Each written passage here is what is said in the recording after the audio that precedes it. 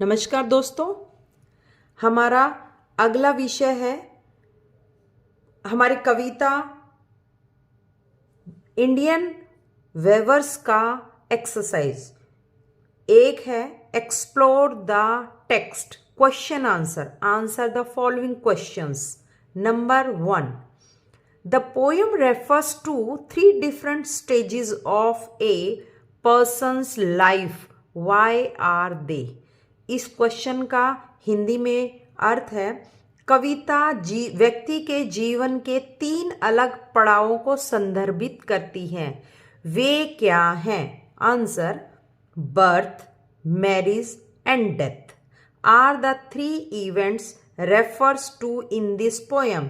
These events indicate the 3 stages of human life: childhood, youth and old stage. इस कविता में जन्म, शादी और मृत्यु, इन 3 घटनाओं को संदर्भित किया गया है।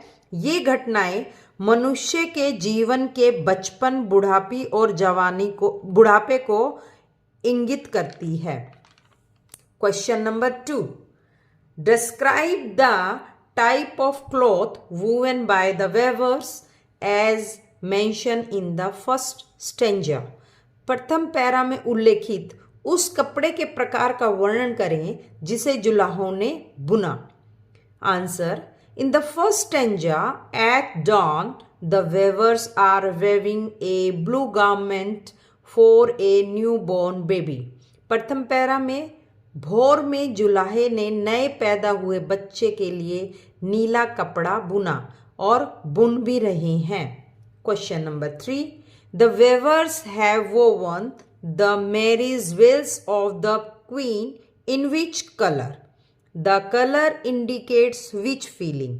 जुलाहों ने रानी की शादी के लिए जो पर्दा या कपड़ा किस रंग से बुना है और ये रंग कैसी भावना की ओर संकेत करता है?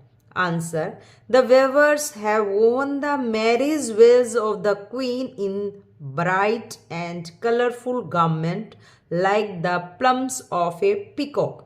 जुलाहों ने रानी की शादी के कपड़े या पर्दे को मोर के पंखों की रंग की तरह चमकीले और रंगीन रंगों से बुना है। Question number 4, why are the weavers described as solemn and still in the third stanza? तीसरे पैरे में जुलाहे को गंभीर व शांत क्यों वर्णित किया गया है? Answer, in the third stanza the weavers are described as solemn and still because they are weaving the shroud of a dead man. तीसरे पैरे में जुलाहे को गंभीर और शांत वर्णित किया गया है क्योंकि वे एक मृत व्यक्ति के कफन बुन रहे हैं। Explain the following expression. नीचे 3 तरह के एक्सप्रेशन दिए गए हैं, उनका meaning. A halcyon bird, a mythical bird similar to a kingfisher, एक काल्पनिक पक्षी जो किंगफिशर जैसा दिखाई देता है, उसका नाम halcyon. B, fall of night. Fall of night क्या है? रात का गिरना क्या होता है, रात का बनना क्या होता है, या रात का होना क्या होता है? रेफर्स टू द इवनिंग और डस्क टाइम। यह शाम ढलने के बाद एकदम गोधूली बेला होती है। व्हेन द सनसेट, जब सूरज डूबता है। And darkness paves the way, और रास्तों पे अंधेरा धुंधल का छा जाता है। See, funerals road, cloth put on the dead body, ऐसा कपड़ा जो डेड बॉडी या मृत शरीर पर पहनाया जाता है। बी है वर्ड पावर। ये हमारे व्याकरण का हिस्सा है, ग्रामर का हिस्सा है। Complete the following summary of the poem by filling in each blanks with words from the box below. नीचे दिए गए डब्बों के शब्दों से कविता की संक्षिप्त वर्णन को पूरा करें। फ्यूनरल, अंतिम संस्कार।